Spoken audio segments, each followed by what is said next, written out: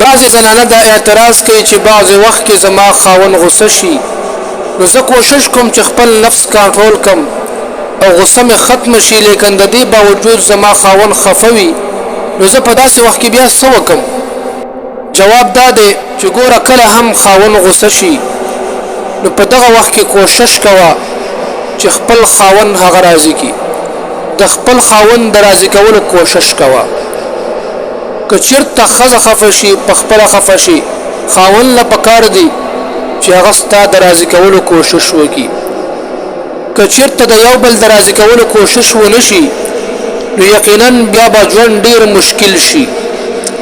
بله خبره ده که په دې وخت کې نور څه نشي کولی نو کم از کم خاموشه اوسېږه او د دې خبرې خیال ساته چې د غلطي الزام په خاوند مه لګوه.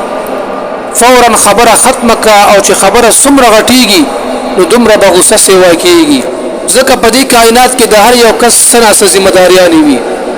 د کور نه بهر د هر سړي خپله ذمهداري وي او په کور کې دننه د ښځې خپله ذمهداري وي، او هر څوک چې په خپله ذمهداري ادا کولو کې کوشش نه کوي نو بیا په دې سره په زندګۍ کې ډېر بد اثر پرېوځي او زندګي بیا ډېره متاثره کېږي.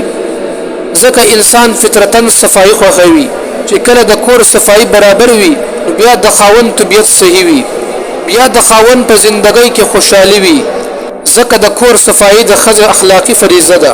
نو دې وجې نه بیا د کور د صفایي انتهایی زیات خیال ساتئ. خاص کر لوښي بسترې دا ډېر په ترتیب سره ږدئ. د خاوند د راتلو نه مخکې د صفایي کار پوره کوئ.